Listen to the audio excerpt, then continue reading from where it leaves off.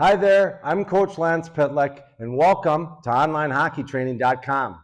Ready to uncover the #1 top-shelf hockey scoring secret? Awesome, let's get started. When it comes to shooting in hockey, everyone wants to boost their power, accuracy, and quickness. We all want to harness the cutting-edge technology in today's sticks to our advantage. Now picture this. When you think of someone scoring a goal, do you see a player taking a shot from far out or someone in tight with the goalie? Most people envision a long-distance shot, but here's the golden nugget. The technique for scoring up close is completely different from those long-range shots. Let me reveal to you the #1 in-tight scoring secret. Are you ready? All right, let's go. If I asked 100 hockey players of all ages whether they prefer to stick handle or shoot, they'd unanimously say shoot. And if I asked where they'd rather shoot from, most would choose out and away from the net. This common preference means that players and coaches often overlook crucial differences in shooting techniques based on distance from the net. When kids first start shooting, their instinct is to raise the puck because that's what they see older players doing, bringing crowds to their feet. Without proper instruction, their early attempts often resemble a shoveling motion with poor form, thinking it gives them extra leverage. My goal is to help players understand that shooting in tight requires a different approach than shooting from afar. Once you embrace this shooting method, get ready to start scoring more consistently and confidently. If you can get your arms wrapped around this shooting technique off ice, focusing on seeing the target and following each step of the process without overthinking, you'll quickly see the benefits of your hard work at home. But before I share the exact procedure I use with players I train here in Minnesota, know this. If you're a younger player or new to the sport, it might be frustrating as you begin this journey to enhance your shooting ability because you'll miss the target on most attempts early on. However, I'll show you how to tap into that reservoir of potential shooting talent that is within you. It's in all of us, and you'll be burying pucks before you know it. Scoring that first goal might take time, but remember, every miss is not a failure, but an opportunity to gain valuable feedback. Once you learn how to snipe in tight for the first time, your mission is to try to replicate what just happened as quickly as possible to reinforce the fact that you can now do it.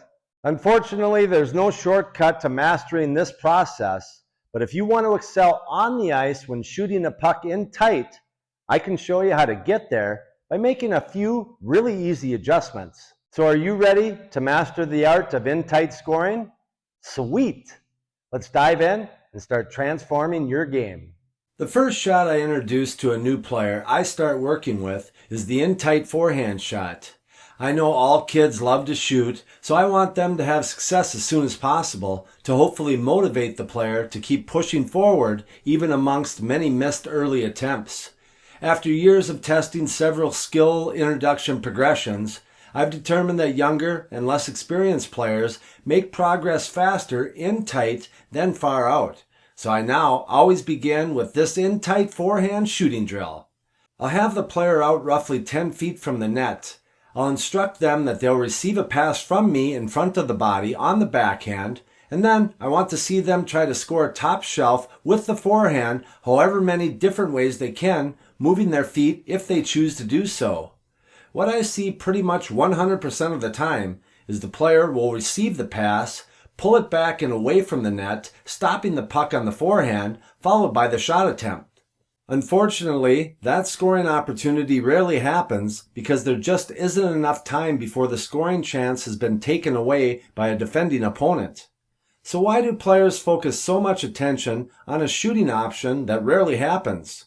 I don't know, but I hope by myself creating this instructional video and you watching it will eventually slowly educate more parents, coaches, and players who are self-learners and seeking teaching methods they haven't discovered yet. Before I get them shooting again, I first explain the adjustment we're going to make. Instead of receiving the pass on the backhand, pulling it back and away, stopping the puck on the forehand, we're going to delete that part and add something new, and that's sliding the puck out to your shooting spot. followed by stepping forward with the inside foot at the same time the stick is addressing the puck, finishing by taking a pop shot at the same time the foot hits the ground. This next teaching technique I progressed them to is called chunking, where I'll break down each individual part, quickly go over each, and then watch the player put it all together and start scoring some goals. Part 1, sliding puck to shooting spot. Part 1, I'll face the player like they're looking in a mirror, and they'll try to replicate what they're seeing. The first step is to try to learn to slide the puck to your shooting spot. Based on their height, I can quickly give them a rough guesstimate on where the spot is. Part 2, step forward, address the puck.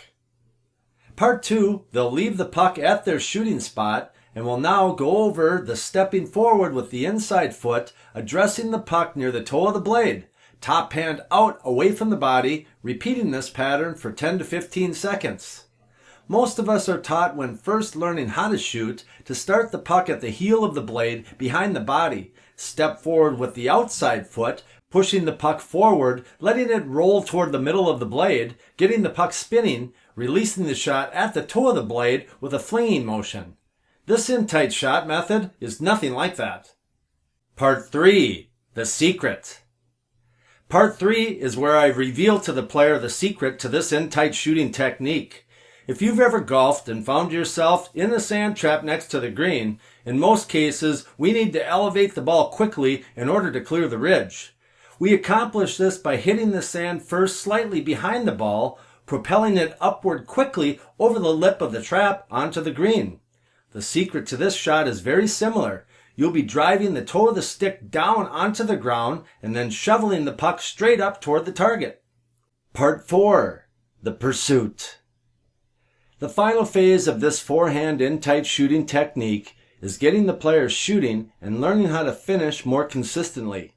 I'll position the puck at their shooting spot. They pretend to slide the puck over, step forward with the inside foot, driving the toe into the ground just behind the puck, followed by an upward shoveling motion, finishing with the stick blade horizontal to the crossbar.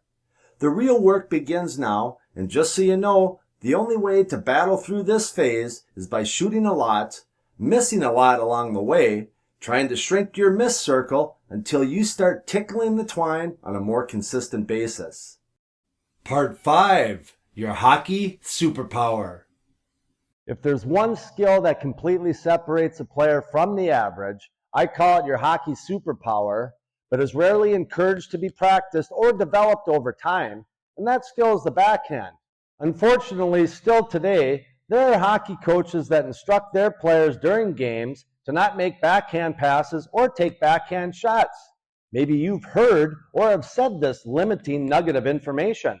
What if a coach told Connor McDavid, Patrick Kane, or Sidney Crosby to never make plays or try to score using the backhand as they were progressing up the hockey ladder? The world would have been deprived of some of the greatest hockey plays that were ever to be executed. Here at onlinehockeytraining.com, we operate to the beat of a different drum, go against the grain, and travel a path of the few, not the many. So whatever we do on the forehand, we will spend an equal amount of time practicing the backhand side of the body. Let me go over the differences when transitioning over to the backhand in-tight shot. For the forehand shot, we're going to slide the puck out to the side.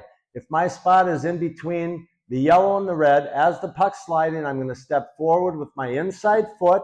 I'm going to position the puck near the toe of the blade. I'm going to drive the stick down into the ground, and then with a shoveling motion, come up. So it looks like this, pop up. On the backhand side, when we slide the puck out, it's going to be anywhere from probably 6 to 12 inches further than the forehand side. So for me, if my spot is in between the yellow and the red line on the forehand side, it's going to be out over the red line on the backhand side. Next, I'll have the player just get the footwork and stick motions down. So I'll have them step, tap their stick into the ground right behind the puck. The sweet spot for hitting the puck is going to be about right here in the middle of the blade, heel to middle. So again, I'll have them do that a few more times. And then the last part, same as the forehand, we're going to shovel it straight up to the crossbar, leaving our stick blade horizontal to the crossbar. And it looks like this.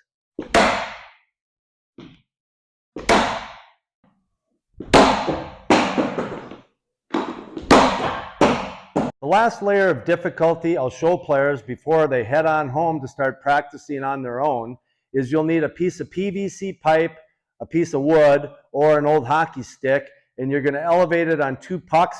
I just taped them to the PVC pipe here. We need something that they can slip the puck underneath, and this is what that looks like.